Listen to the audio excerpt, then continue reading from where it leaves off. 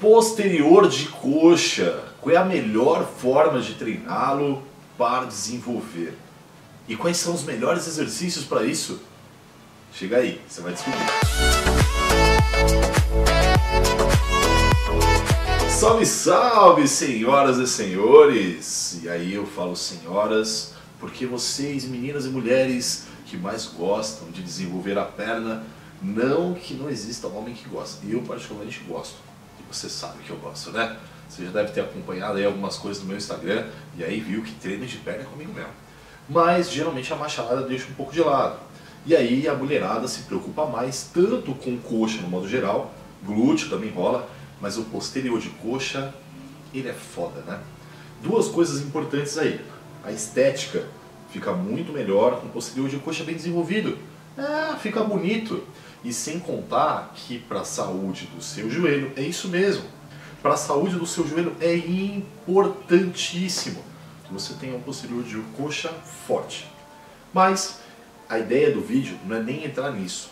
Entrar em saúde articular, prevenção, ou então até algumas ferramentas aí para você diminuir ou cessar a dor / problemas no joelho. A ideia aqui é a gente falar de desenvolvimento. E aí você vai ver que existem alguns exercícios específicos para trabalho de posterior de coxa. Tá? Flexora deitada, mesa romana ou mesa flexora, flexora sentada, cadeira flexora, flexora em pé unilateral e stiff. Esses são os principais, legal? Existem algumas outras variações e tal, mas geralmente a gente fica com esses 4 aqui, tá bom? E aí vai rolar o seguinte, dentro das flexoras, cadeira, mesa ou então em pé unilateral, a ativação, entenda o seguinte, hein? A ativação muscular, segundo estudos eletromiográficos, é muito próximo, tudo bem? É muito pertinho um do outro, fazendo assim com que não tenha diferença significativa, claro, estatisticamente falando, de um para o outro. Olha só, então tanto faz? Médio. A gente vai começar a discutir isso agora. O stiff, a ativação de posterior é um pouco mais baixa até, mas é um ótimo exercício para posterior também. Vamos começar a entender o seguinte. Então, o que pensava-se antigamente? Tanto faz. Legal. Fazer flexora, em pé, sentada, deitada, de ponta cabeça, ao avesso, tudo igual, né? Beleza. Porém, o que acontece é, o seu posterior de coxa, ele atravessa o seu quadril. O que é atravessar o quadril? Por exemplo, o bíceps, ele atravessa o cotovelo. Então, assim, ele consegue flexionar o cotovelo. A mesma coisa com o tríceps, ele atravessa o cotovelo. O peitoral atravessa o ombro, beleza? Então, a gente está falando aqui de alguns músculos que atravessam uma articulação. Na verdade, o tríceps, a cabeça longa, atravessam 2, mas não vamos complicar o negócio. Pensa que o bíceps, tá bom? O bíceps atravessa só ombro, tá? Mas quando a gente fala do posterior de coxa, ele atravessa 2. Então ele atravessa tanto o joelho, então ele passa ali da coxa, vai lá na panturrilha, como também ele atravessa o quadril, então ele passa ali no posterior de coxa e vai lá depois do quadril, passa ali por baixo do glúteo e tal. Então ele atravessa as duas. Por isso que o stiff é bom também para posterior de coxa, porque você faz uma extensão de quadril, e a extensão de quadril ela também é proporcionada pelo posterior de coxa. Tá, eu sei, algumas coisas técnicas eu até não aprofundei para ficar mais tranquilo, mas eu acho importante você saber de tudo isso, porque isso vai servir de base para você ver qual é a grande diferença entre eles agora, tudo bem? Então quando você está com o quadril flexionado ou fletido, não é dobrado, tá? Mas se você entende dobrado, tudo bem. Quando você está com o quadril assim, você está com esse músculo mais alongado, tudo bem? Lembra, ele atravessa. Então ele está mais alongado. Quando você estende o joelho, ele também está mais alongado.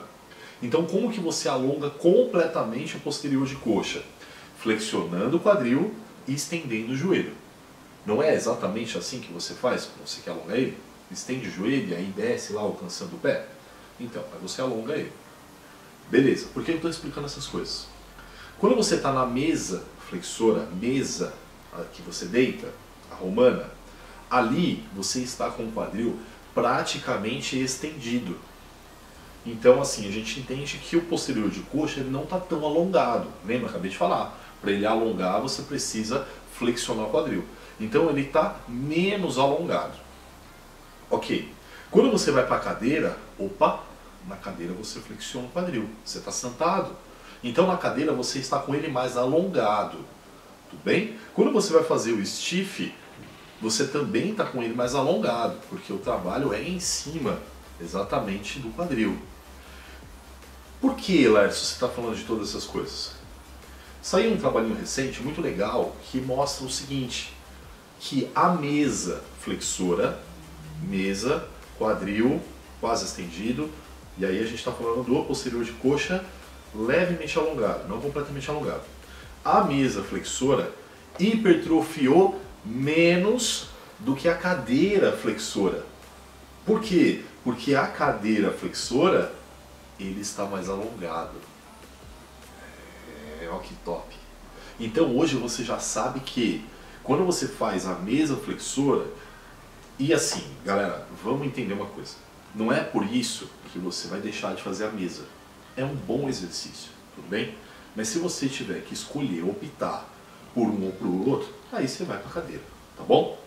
Mas a gente já sabe agora que a mesa ela hipertrofia menos do que a cadeira. E aí, eu já vou aproveitar e vou dar até uma dica aqui para você.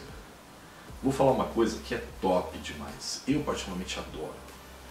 Eu deixo para fazer o stiff no último exercício. Por quê? Porque eu fui tensionando essa musculatura, tensionando, aí eu utilizo técnicas para isso, tipo contração de pico, oclusão, e aí eu vou fazer várias técnicas para deixar ele muito tenso, muito encurtado. Utilizo algumas técnicas de alta carga no começo, tipo um cluster set no primeiro exercício, para trabalhar bem forte, para gerar muita tensão, depois eu venho macerando, ele fica bem encurtado. Aí eu jogo um stiff, porque aí estica completamente.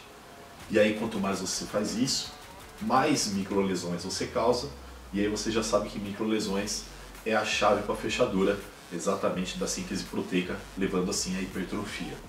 Então, uma estratégia que é tranquila de aplicar, fácil até, mas assim, é muito, muito legal.